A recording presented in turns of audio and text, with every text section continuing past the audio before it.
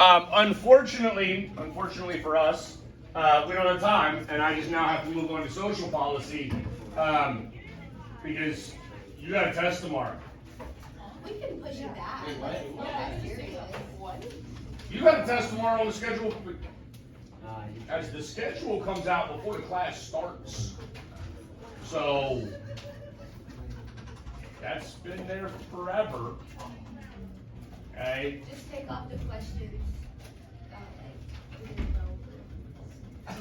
Shorter test. No. You're still, this is college, you're still responsible for the material. Okay?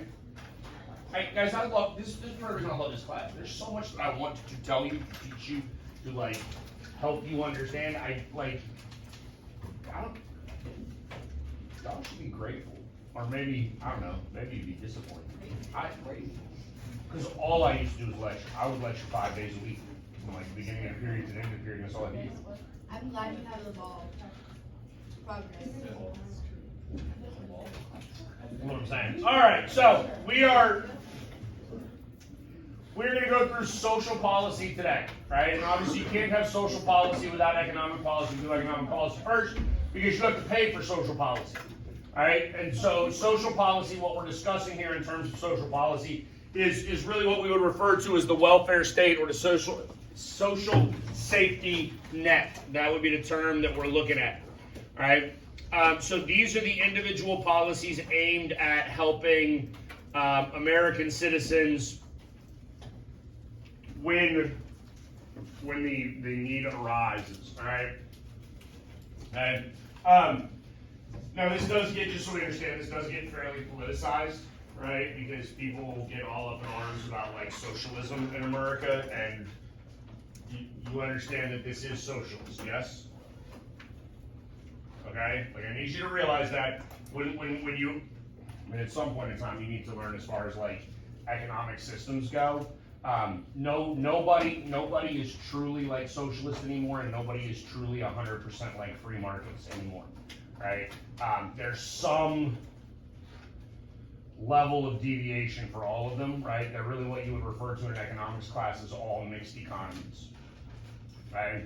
Social Security by social. Right, security, by definition, socialist program, right, because it's government-funded retirement. And like we talked about yesterday with Social Security, regressive tax structure of Social Security, rich people are paying in more to Social Security and they're not getting the benefits from it. That is literally the definition of socialism and the redistribution of wealth. Got it? All right, so there are a lot of people that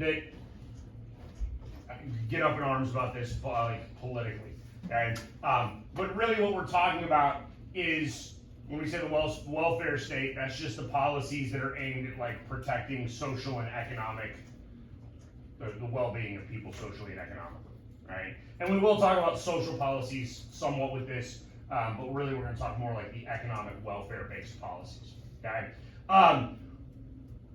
It's worth understanding, because I need you to realize, and this is part of the reason why the government actually has to do this, right? So again, if you're like a diehard conservative Republican, like anti-welfare state, I need you to understand welfare has existed basically like forever, right? Like if you go on social media, people are like, Jesus was a socialist, right? It's actually probably not wrong, right? Because, you know, socialism says take care of your neighbor, yeah? Okay, like if you've got extra, like feed your neighbor. But here's the problem, right? Prior to government getting involved, like if you go back to, you know, the 19th century, in the United States, right, which is before really the creation of a welfare state in the United States, did we have welfare policies? Like if you were poor, right, could you get help? Yes. Right? Do you know where your help came from? Church. Right? Okay. You understand churches are sometimes a little judgy.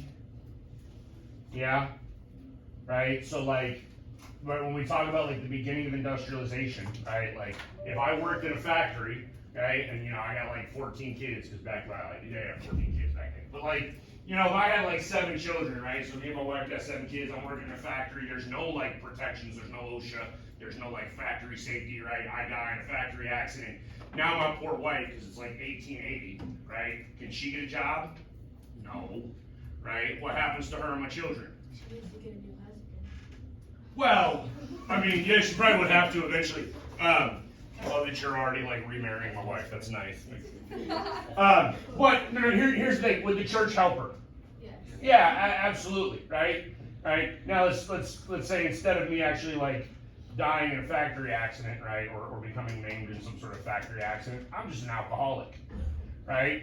I get paid every Friday. Y'all learned this in U.S. history, right? Like you would get paid your wages in cash on Fridays, right? And then the guy would go to the bar and he would get drunk and then he would go home and the wife would basically have to rob him of whatever was left so that she'd actually like buy food for the kid. That's not everybody. I need you to understand that. That's a small subset of the population, but it did happen. Yes? All right, so I'm drinking away all my wages, right? My kids are starving and destitute. Is the church going to help? Church going to help me?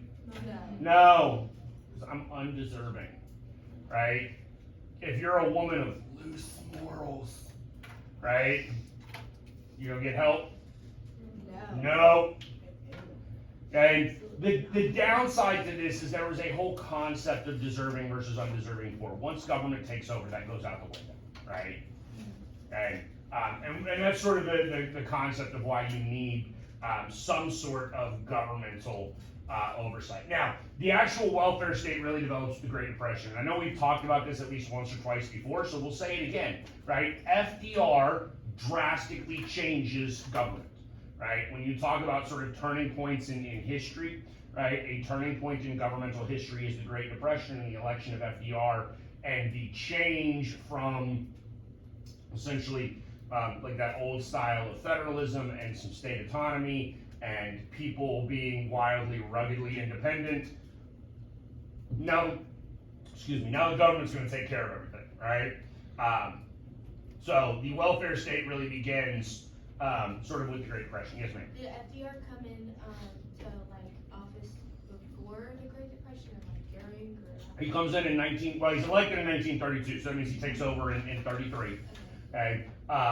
The Great Depression, depending on what you want to say, is like the beginning of it, right? We could say the fall of the stock market in October of 29. I think it's October of 29. Starts the Great Depression. You could say that the bank crisis, which is not really until like 6 or 8 months later, whatever, it's in the 1930 is when the bank crisis happens, right? That's when people try to go to the bank and get their money, and the bank's like, oh, I don't have your money, right? So you could say that it starts then, regardless of when we're actually going to say the Great Depression began. It began before FDR got in, right? Herbert Hoover was president of the United States at that time. Interestingly enough, and Hoover was a Republican, FDR is a Democrat. Hoover actually proposed a number of the policies that FDR proposed, right? He just couldn't get them passed. Right? FDR actually got them passed. All right. So the very first one really is Social Security, and we talked about this a little bit yesterday. Yeah, right. It's a mandatory contribution program that provides for like a public retirement. Okay, so it is part of the welfare state. And again, when you look at like the politics behind this, right? Republicans will tell you, oh, we need to privatize Social Security. Okay, and I want you to understand, if we privatize Social Security, would you have better returns? You know what I mean when I say returns? I put money into Social Security, right? And you understand how investments work. Hopefully we understand how investments work, right? You invest money, right? As you invest money, it grows, right? Like, anybody in here got a savings account? Yes. You get you get a return on your savings account, right? You probably get 0.25% every year, right? So if you've got $100 in the bank, the end of the year, you have $100.25, right? That's not a very good return, right? What's the return on the stock market? Anybody know? Yeah. Like 8, right? Is that the return on Social Security? Not even close. What is it? The return on Social Security? Yeah. That's really hard to calculate actually because it's dependent upon like how long you live. Okay, what does it mean right on there when it says that, and workers' contributions to Social Security do not accumulate in a personal account, but they're pooled? Okay, you remember how I told you that I told you yesterday, my grandfather is getting paid out of the money that I'm paying into Social Security? Yeah. That's what that means. It's not like, that's actually one of the significant problems with economic policy as it pertains to Social Security, is the money that I'm paying into Social Security does not go into an account for me. Like, if we privatize Social Security, the money I pay into Social Security will be in my account. I will invest it in the stock market, and whatever returns I get. That's not how this is happening right now. Okay? And the problem is, you really, first of all, just so we understand, you can't really do that right now, because then what happens to my grandfather? And he won't have any money? Like, now, what are we gonna do with that 91-year-old man? He just out of luck? Like, sorry, Pappy, you gonna die in the gutter somewhere now. That's actually what I call my grandfather. His name's Pappy. Yes. I'm from West Virginia, man. It is what it is. Okay, so that would be one problem. Here's the other real problem if you want to do this Republican idea of privatizing Social Security, right? What happens if I'm an idiot and I put all my money in Bitcoin? Can you lose it? Yeah. Right? And then once I lose it all, what happens? You have nothing to retire. Now, do I have to like die in a ditch somewhere homeless because I wasted all of my retirement money on bad investments because I thought Dogecoin was a good idea? Is that what we're okay with? I mean, theoretically, Republicans would be okay with that, I guess. Right? Like if they want to privatize Social Security, that's the inevitable outcome because people make stupid decisions. Yes, So ma'am. when you pay your money in Social Security, well, we have to, right? We don't have to. Yeah, you don't have a choice. Okay, so, but we can't Tax. lose money. Well, no, because it's not invested. Like, it's not invested. Literally, the money that I pay in immediately turns around and goes to my grandfather every month. So it's not like it goes into a stock market, so there's no like, we're to lose it that way. Right? The problem is, eventually we're going to get to the point where there's not enough money going into the pool for what is coming out. That's what will ultimately end up happening. And then we have a couple of options, right? Like one, we keep upping the retirement age and making people work well into their 70s, right? Which may happen, right? Or two, we drastically decrease the amount of money that they get, which is really bad inflationary in terms of inflation. In fact, Social Security actually there's a law attached to Social Security that creates what's called a COLA. Right, a COLA is a cost of living adjustment, right? Like this is one of the reasons how you know Joe Biden probably done lost his mind, right? Because early on in Joe Biden's like in his presidency, he was like, I got Social Security recipients the biggest pay increase they've ever had. That's true. Because inflation was that terrible. He didn't do it. It was automatically triggered because of how bad inflation was. Right? Like like he bragged about it. Like he increased the money going to Social Security recipients. No, that's not a good thing. Right? Only because it's tied to inflation. Right? And that's the thing, because then if we start decreasing the amount of money that goes to Social Security recipients, like, just so you understand, I mean, not that your generation's gonna pull Social Security anyways, it'll be gone long before you actually get to retirement age. You can't retire, you should not be relying on Social Security anyways. You're not gonna make it. You're not gonna make it. Right? Right? You're just not. Alright? Oh, there you go. COLAs. I already mentioned that. Okay. Alright, Medicare. I know we talked about this at least a little bit yesterday, right? Medicare is insurance for old people, right? Because old people need constant care because they're about to die, right? And then Medicaid is not up there on this slide. We'll get to Medicaid then, right? Unemployment insurance is another one, right? You actually pay into that as you have a job, right? That way if you lose your job, you can get unemployment insurance as well. You can get paid basically for not having a job for a short period of time, right? there's a difference between contributory programs and non-contributory programs. Contributory programs are things like Social Security. Yes, you pay into it, it's in your taxes, you're entitled to that money coming out. Non-contributory programs are programs that are paid by general tax revenue and not specifically like you're not paying into them specifically. Okay? In order to get something that is a non-contributory program, these are means tested, and I think that's a word I used yesterday, the day before as well, right? Means tested means that you actually have to show a need for it, right? Like, no matter how badly I want to, I can't get on food stamps right now, right? Because my wife and I apparently make too much money now, even though I can't afford groceries, right? I'm terrified when my children are y'all's age. It's like, I feel like my kids eat a lot now.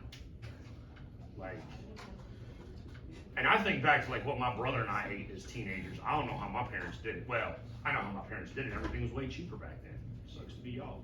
All right, Medicaid, that's the other half of Medicare, right? I mean, they usually get lumped together, but Medicaid is for poor people, right? So that's means tested. Supplemental Security Income, SSI, right, is for people who are elderly or disabled. I'm pretty sure it was SSI that my sister-in-law was actually able to pull when she was like, I don't know, like 21, 22. Right, because my brother passed away. Right, that was her husband. Right, she's married to my brother. When my brother died, she was allowed to pull that because her and her daughter were terribly impoverished at that point. Not that my brother was like making any money, but you know, I mean, you try being 21 with a 40-year-old, it ain't easy. All right, SNAP. That's what we typically think of as like wealth. That's more what we think of as welfare, right? And that's really like supplemental nutrition assistance program, that's like food stamps, right? But this and then temporary assistance for needy families, or there you go. TANF down there, those are the two things that we really think of as sort of like welfare programs in the United States. Those are the things that people tend to like whine and complain about, right? Probably more than anything else. And oh, yeah, it is worth noting. A lot of this is jointly run. When we talk about federalism, do we talk about like the state of Vermont and drug testing welfare recipients? Yes. Yeah, okay, good. So we've already had that conversation. Again, because the states have some control over that, they're able to dictate some of the policies in order to try to like essentially help people off of Social Security or help people off of welfare, right? The idea here is not to keep people on welfare forever, unless they're actually like disabled or incapable of working or whatever, right? Right. Tax expenditures, right? So this is another sort of, in fact, this is one of those things. Y'all ever seen the meme like what's classy if you're rich but trashy if you're poor? Welfare. Right? Because rich people will take advantage of like tax breaks and things like that, right? And that's seen as like classy and using the system, but poor people actually getting welfare is trashy, right? But so this is basically the idea of subsidies, which we talked about the other day, right? You're looking at figuring out ways to reduce taxes for people that ultimately need it, right? Like all of your parents at some point in time probably still do get child tax credits. I don't know when those end now. They used to end at like 17, but now that y'all can stay on your parents' insurance until like 25, I don't know if that continues or not, right? My children aren't that old, so I haven't been doing taxes for that. We already talked about entitlements yesterday, yeah, right? That's basically Social Security, right? Entitlements are the things that there's a legal obligation for the government to give back to people. Social Security and Medicare are the two biggest. You've paid into both of those, you absolutely get them, right? If you're still working, like right now, if you're working at age 65, right? Like, because most Americans get their health insurance from their job, yes? Right? If you are 65 and you are still working, your job will kick you off their insurance and force you onto Medicare, right? And that's okay, because you've been paying into Medicare, you ought to get it, okay? We cannot control, well, I don't say we can't. It's very hard to control the entitlement spending. Yes, we can increase the retirement age for Social Security. One of the ways we actually do that, right? I think you can start pulling Social Security as early as 62, but the longer and longer you wait, the more you can get on a monthly basis, right? And that's meant to try to drive people, or to keep people in the workforce. By the way, do we actually know why Social Security started? It was literally to get people out of the workforce, right? Like during the Great Depression, when there was ridiculously high unemployment, we create Social Security to basically tell the older people, like, stay home, stop looking for a job, let the young people have jobs, we'll just pay you to stay home, right? Now, interestingly enough, like, we keep pushing this back further and further and further, right? I probably ought to look at that again. I don't know if 2034 is accurate anymore. That constantly gets updated based upon all sorts of, like, changes, right? When you look at the size of the welfare state, you see the two, like, they're yellow and the green lines, right? Like, here's what I want you to understand. That's like welfare, right? And the reality is that's the welfare people complain about, and how's that welfare? Is it a lot? Is it growing? No. Right? Okay, the stuff that's growing is not the typical welfare stuff. All right?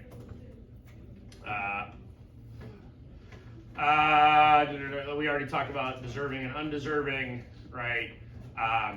This gets into, again, the politicized aspects of whether or not, like, welfare recipients want to work or don't want to work or whatnot. I'm going to be honest with you, that's something that people sort of feel personally about, and you're going to be hard pressed to change people's opinions over it, regardless of whatever data you find, right? Personally, this is just. I think most people want to work, right? I don't understand people that don't want to work. Because, God, I can't stand being bored. Like, I just can't. And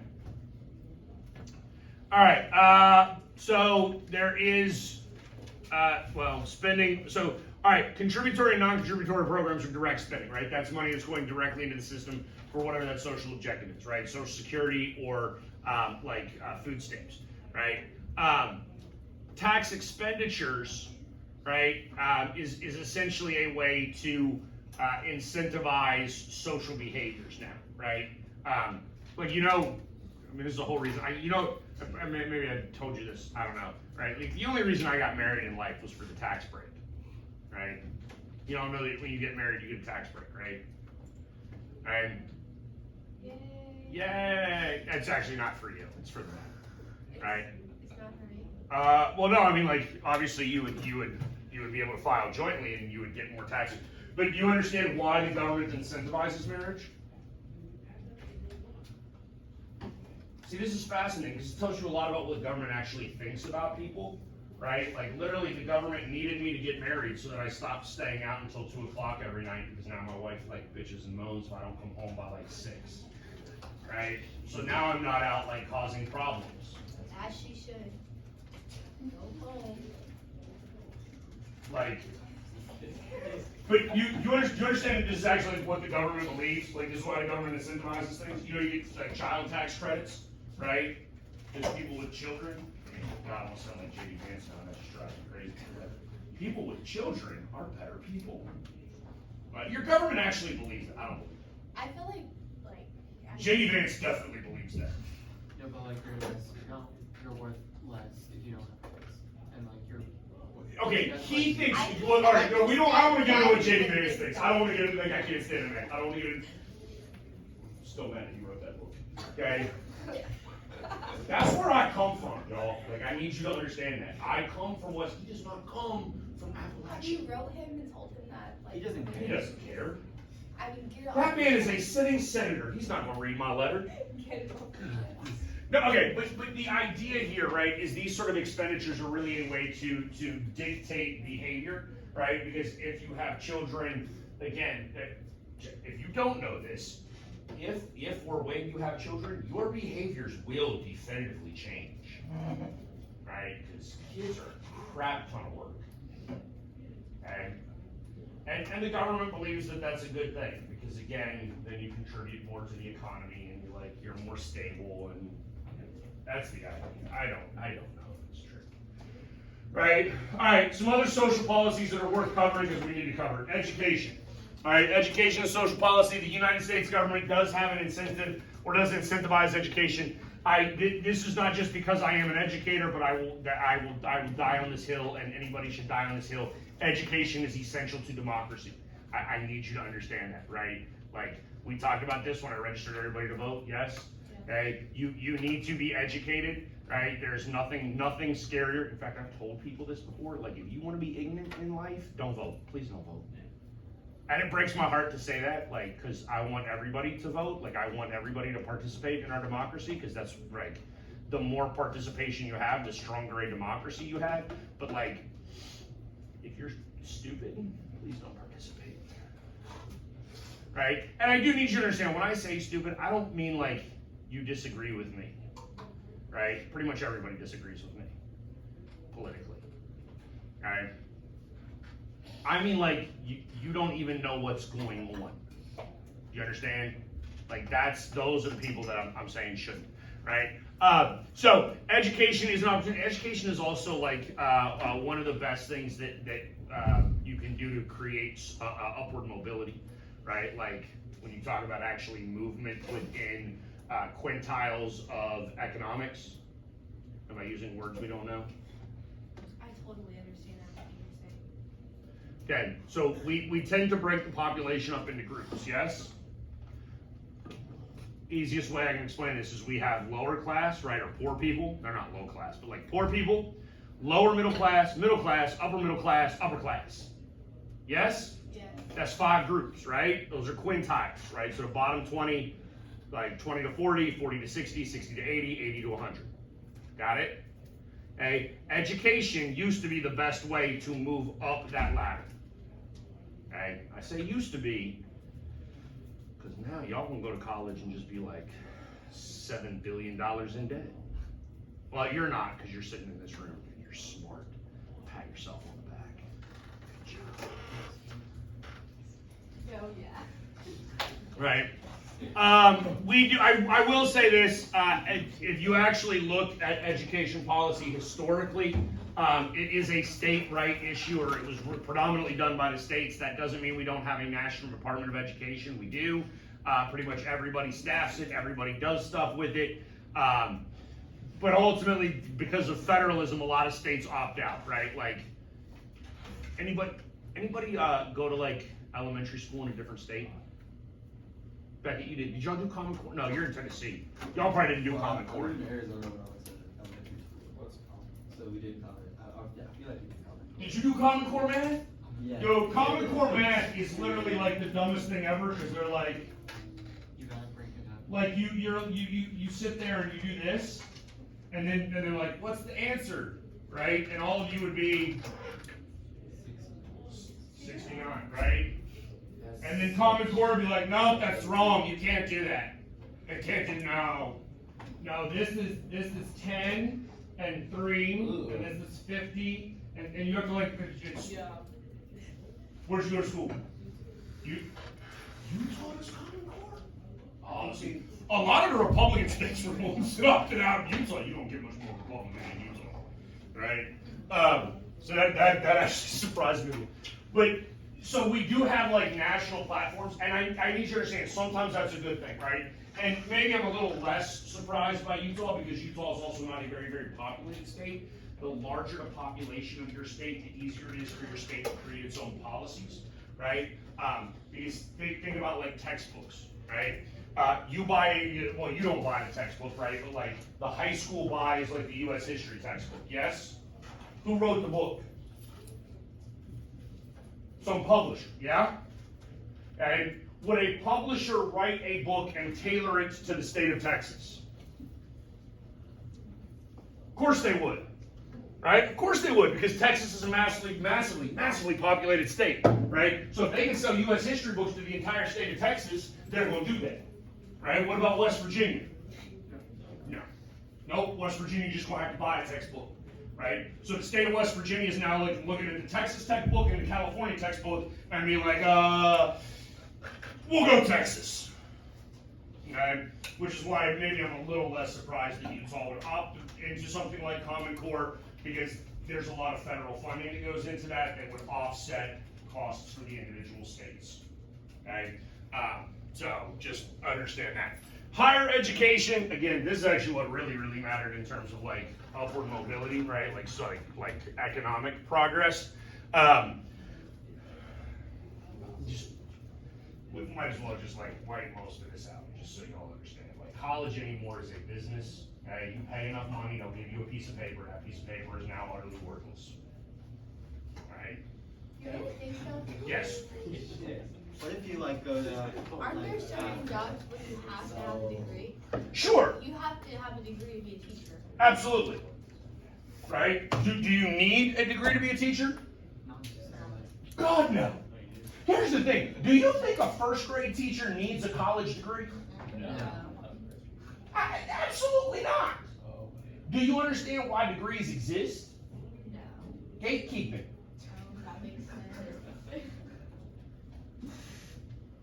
That makes sense. Understand that's what it is. And listen to me. This goes back for like decades. This is long before education got wildly out of control, right? And professions have been gatekeeping forever. Okay? And professions gatekeep because the more people that they can keep out of the profession, the higher prices that they can charge, because they're changing the supply and demand. They're manipulating the economy there, right? If there were only 6 doctors in the entire like county here, how much you gonna pay to see one? Whatever they charge, right?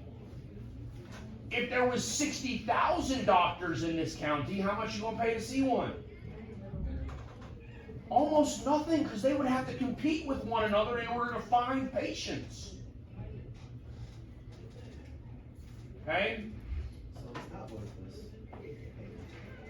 No, the paper itself is worthless, right? Like the reality is I don't like, especially when you talk about like you go major in English. I majored in English. I thought you needed to do this. I double majored, right? I'm a crazy person. I double majored, right? Ancient history seems like the worst 2 things. No, I'm not offended in the slightest. I like to read. That's why, and I like to argue, right? Like that's why I couldn't stand math. I can't argue with math. Like until 1984 really becomes real in America. Like 2 + 2 = 4. Have y'all read 1984 yet? No? That ought to be required reading in high school. Okay, healthcare, this is another social policy. Again, this is FUBAR now. Military term, you know what that means? Okay. Oh yeah, you said that, you already told me. Okay. And I need you to understand, listen, I'm not talking, I need you to realize, I'm not talking junk about doctors. Doctors are wonderful people, and medicine is absolutely like essential, right? But if you really want to understand like how messed up this situation is anymore, right? Like go to the doctor and act like literally, I'm gonna go to the doctor tomorrow morning. I won't see y'all tomorrow morning because I have a hernia, right? So I'm gonna end up having to have surgery, right? I'm gonna go see this man tomorrow morning and be like, how much is this gonna cost me? And you know what he's gonna tell me? I don't know.